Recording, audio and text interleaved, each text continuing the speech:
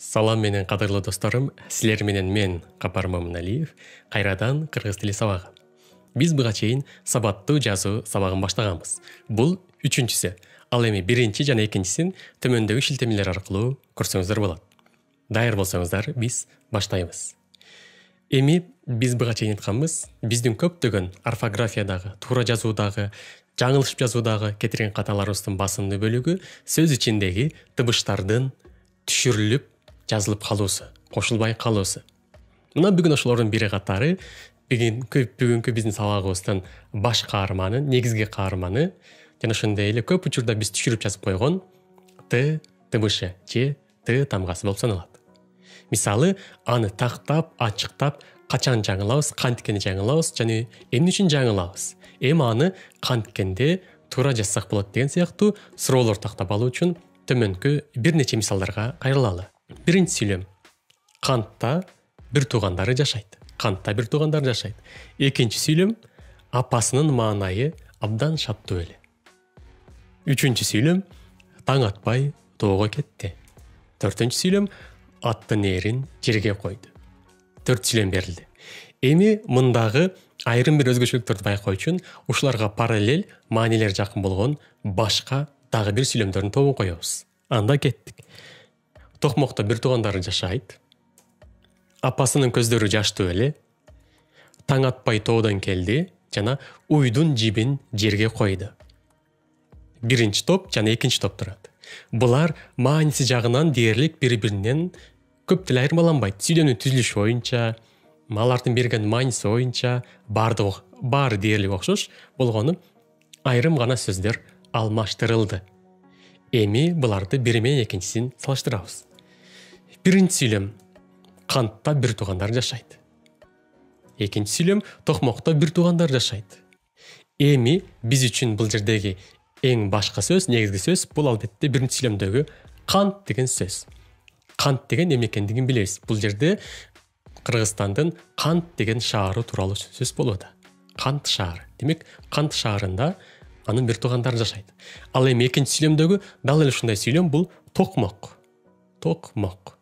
Демек, Токмокто бир туугандар жашайт. Эми биз мурда айтканбыз, сөздүн туура же туура эмес жазылгандыгын аныктап тактоо үчүн анын негизги маани берүүчү бөлүгүнө көңүл бурабыз.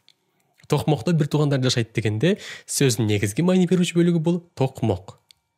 Ал эми кандайдыр бир орунду билдирүү максатында биз ага кандай мисал болот? Албетте, Токмок кошулган то барабар Токмокто. Демек, Токмокто бир туугандар жашайт. Демек, Токмок деген сөзгө то деген мүчө уланды. Андыктан биринчи сүйлөмдөгү Кант деген шаарга дагы, сөзгө дагы дал ушул сыяктуу эки тыбыштан турган, демек, мүчө улануусу шарт, зарыл, милдеттүү. Анда, демек, Кант кошулган та жыйынтыгында Кантта. Канта эмес, Кантта. Бизде сүйлөмүбүздө Кантта бир тууган жашайт дегенде туура эмес берилген, себеби бир Т түшүп калган. Демек, аны кошуп коебуз. Мына негизи ушунда. Эки тыбыш менен берилет. Эки Т катарынан келсе эч нерсе болбойт, бардыгы жайында болот. Себеби булардын айтылышында дагы бир аз айырмаланат да. Маселен, Канта дегенге караганда эки Т менен болсо бир аз ошол жерге эки Т турган жерге тилдин учуна басым түшөт. Канта эмес, Канта. Канта. Биз көпчүлүгүбүз бир гана Т менен берип кое бергенди адат кылып алганбыз. Демек, дал ушул эле жол менен, дал ушул эреже менен башка ушул сыяктуу аталыштар атала берет. Бишкекте, Өзгөндө, Кочкордо, Нарында, Чүйдө, Үйдө барына та, дө болуп уланып бара берет. Эми буларды биз баягы кыргыз тилинде, тил илиминде задаттоо чөндөмөсүнүн мүчөлөрү катары карайбыз, бирок эми бизге ал айтканбыз, андай теориялар көп деле азырынча жалпы өзүнчө мааниге эмес. Башкысы туура жазуу кантип жолго салынары жөнүндө гана сөз кылабыз. Анда кийинки сүйлөм мисалга өтөбүз. Апасынын маанайы абдан шаттуу эле. Абдан шаттуу эле. Буга параллель сүйлөм. Апасынын көздөрү жаштуу эле. Биздин көңүл буруучу сөздөр бул жерде албетте шаттуу жана жаштуу. Демек, шаттуу деген сөздүн негизги маани берүүчү бөлүгү шат. Шат деген албетте синонимдери ачык, жайдары, жаркыраган деген маанилерге туура келет. Ошон үчүн шаттык, шаттуу деп айтылат. Ал эми кийинки сүйлөмдө болсо жаштуу дегенди алабыз. Бул жерде дагы бул жерде сөздүн негизги маани берүүчү бөлүгү бул албетте жаш. Көздөн аккан жаш. Ал эми ага уланган мүчө өзүңүздөр байкагандай бул жерде туу мүчөсү болду. Жаш туу. Туу деген мүчөнү билесиздер, бул бир нерсенин бар экендигин билдирет. Жаш туу, демек көздөрү жаш туубу, демек көзүндө жаш бар. Бул албетте сыйатоочту жасоочу мүчө. Ушул туу деген луу өз негизги мүчөнүн эң баштапкы формасы луу. Бул баягы туу, ду, дүү, түү болуп өзгөрүп кете берет. Бирок бир нерсенин бар экендигин туюндурат. Ошол сыяктуу ушул мүчөнүн жардамында мына алмалуу, демек алманын бар экендигин түшүнөбүз.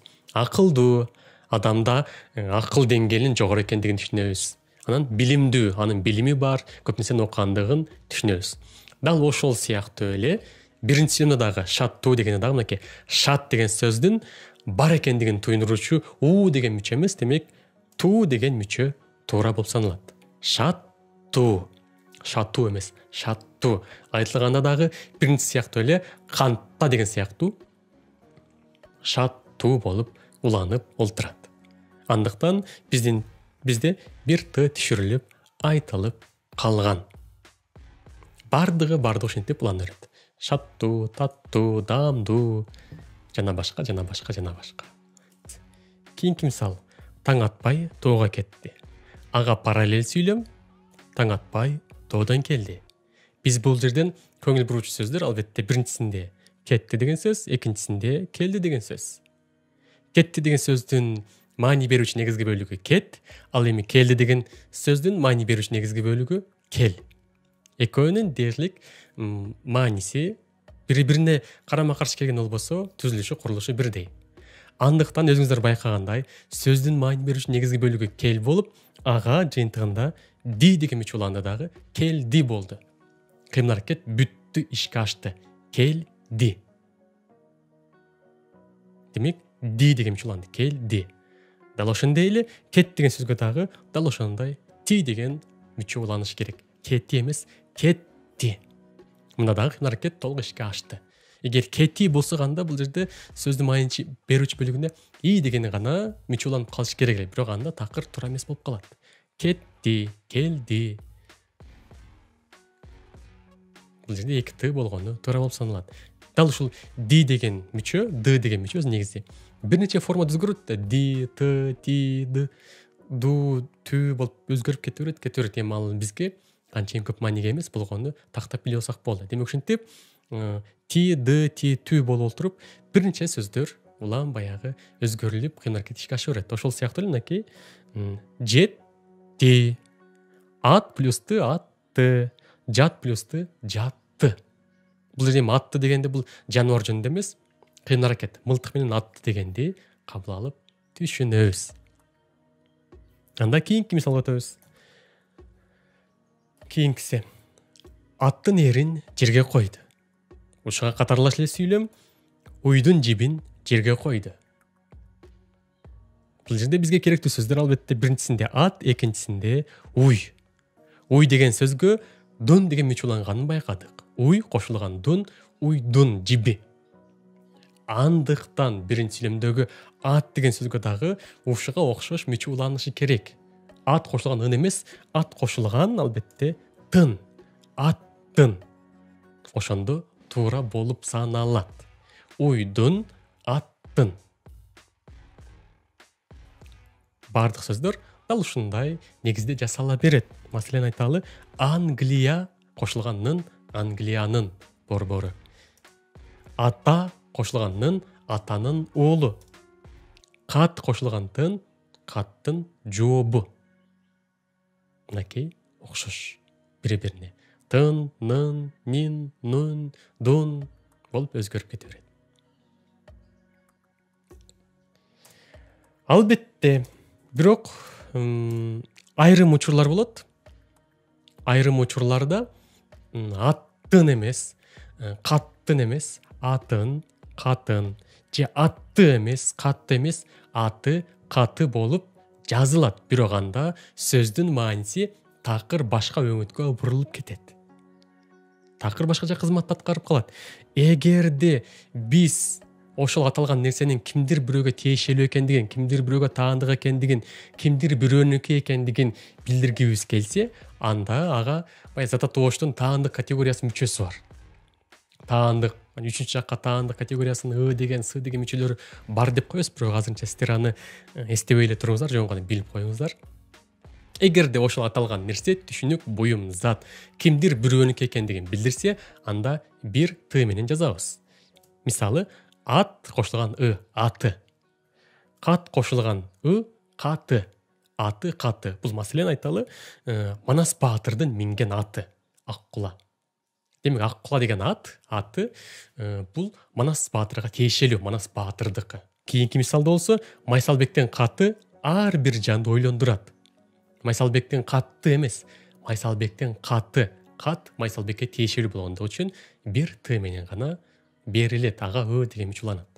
Булар кимдир бирөөгө тиешелүү, кимдир бирөөгө таандык. Бул болсо атын жетелеп суу бойлоп жөнөдү. Атын жетелеп. Демек атын жетелеп дегенде аттын эмес, атын жетелеп. Майсалбектин катын Толгонайга беришти. Майсалбектин жасаган катын Толгонайга беришти. Бул жерде кат деген сөз дагы Майсалбекке тиешелүү болуп турат. Ошондуктан бир Т менен гана жазылат, бирөөгө тиешелүү. Мына ушуну менен биз бүгүнкү сабагыбызды жыйынтыктайбыз. Кийин алдыда дагы улантабыз, улантып олтура беребиз. Ал эми сиздер болсо эч бир сабактарды калтырбай ээрчип бара бериңиздер. Сабаттуу жазыңыздар, саламатта болуңуздар. Кийинки сабакка чейин, жолугушканга чейин.